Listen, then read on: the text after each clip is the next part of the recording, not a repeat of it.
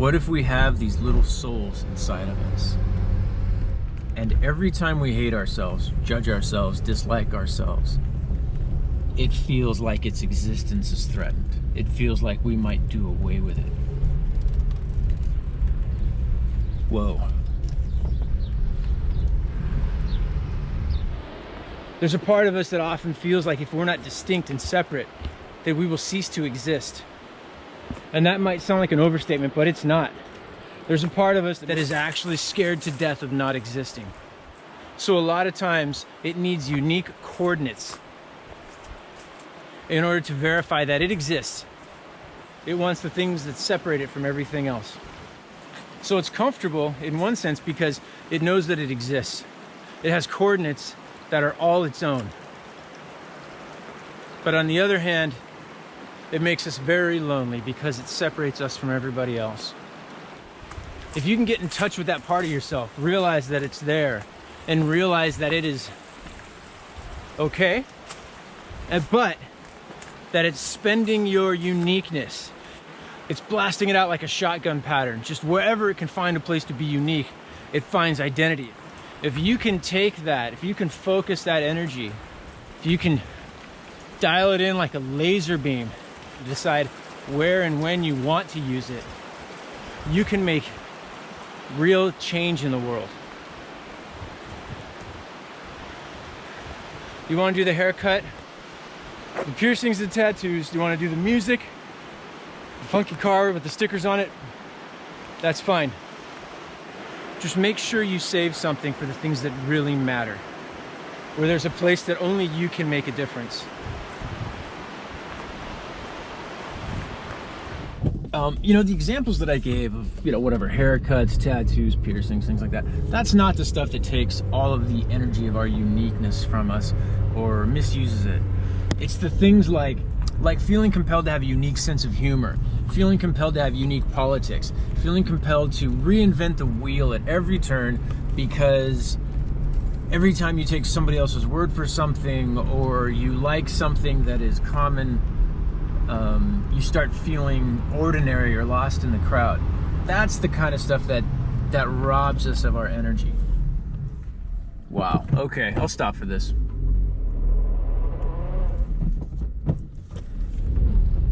I don't even know what it is.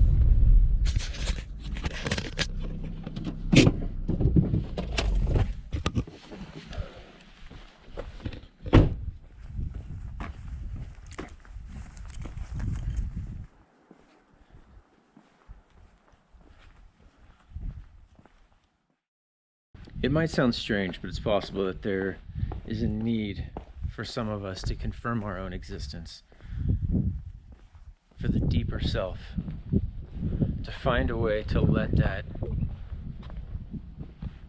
part of us know that we see it, that we acknowledge it, that it's real, that it exists, and that it doesn't ever have to worry about not existing.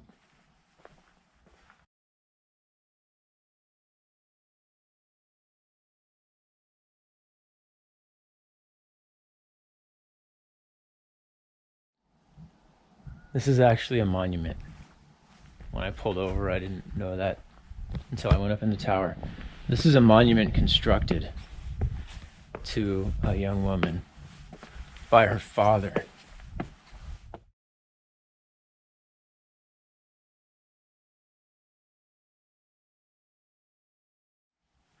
I think sometimes we're afraid that we might forget the people that we love and that would dishonor them. And if there's a monument, I don't have to worry about that. I have a reminder. There's a part of many of us that is afraid it doesn't exist. Or is afraid it will be forgotten by ourselves. And because of that, it's like a shark that has to keep moving. Because that's the only way it can be certain that it's alive and still exists, is if it stays in our conscious mind, if it keeps moving, if it stays active, if it keeps talking. There's a solution to this. And it might solve a whole lot more problems than we realize. It's important to find a way to have a relationship with ourselves that lets that deeper self know, I see you, I like you, you exist, and you always will, so you can rest now, you can relax. It's going to be okay. I'm not going to forget you. I'm not going to steamroll you. You're always going to be here. You're always going to be a part of this. And I don't have all of the answers on how to do that, but I'm learning. A lot of times the desire or the compulsion to be unique is that part of ourselves saying, I need to be seen, I need to be heard. But it's not really by the rest of the world. It's usually by us. It's usually a part of ourselves that we've rejected. I think there's something in me that when I'm not okay with myself, it feels like I might do away with me. I might discard the thing that makes me unhappy. And if I make me unhappy, I might get rid of me. That is a really powerful idea to me, to think that that might be the case.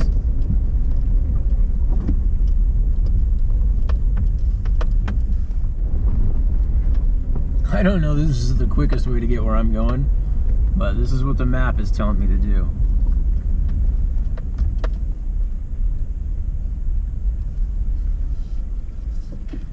Drive through the cafe. Okay, well.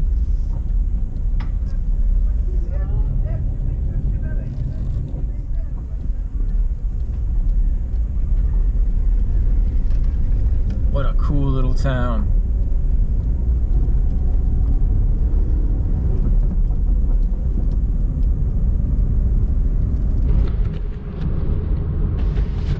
There's something I did a couple months ago when I was going through a particularly difficult time where I felt really, really uncomfortable, and I realized that I was the source of my own discomfort and that I was generating it for a reason, and it was, strangely enough, to protect me from me. And in that moment, that heavy amount of discomfort was an opportunity for me to be in touch with that deeper self and to actually have a real conversation, relationship. And I made a decision at that moment that I was on my side. That the different me's that exist here are on the same team. I decided that I was going to be on my team now. That we would not be separated, that we would not be at odds, that I would find ways to show my deeper self that I am on my team. And it's not language. I can't just say these words and make them true. But there are these moments when I have an understanding of how to speak a deeper language that reflects this loyalty and how I feel about me. And when I notice that, when I have that opportunity, I try to take those moments to build that trust, to prove that loyalty. Because I don't want any part of me ever being afraid that I'm going to do away with it, that I'm going to eliminate it from the equation. I don't want that relationship with my family, my friends. I don't want that relationship with me. This is way bigger of a deal than I ever realized. This divided me has been so unhealthy. I have been such a bad parent to my... Oh shit, this guy is ready now. All right, maybe I can pet some dogs, some sheep. What's up, puppy? Come on around this side. You gonna herd me? I wonder how long this is gonna last. Let's find out.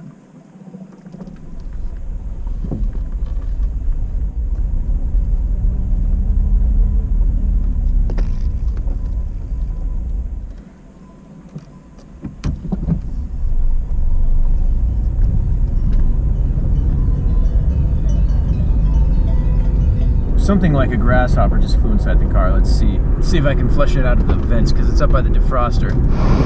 There it goes. Whoa, get out. There it goes. Perfect. If I'm doing everything right, if I'm performing perfectly according to my judgments, my expectation, we know the difference between being accepted because of our performance and being unconditionally loved.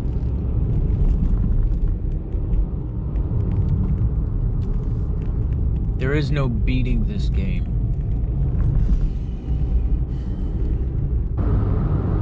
The only solution is turning away, walking away, changing course, saying no more.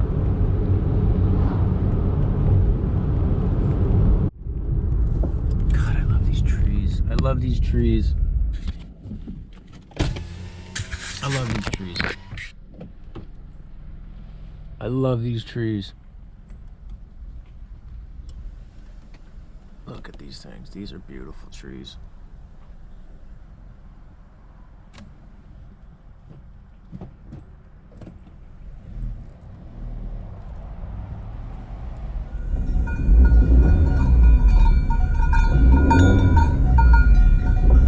Look at that.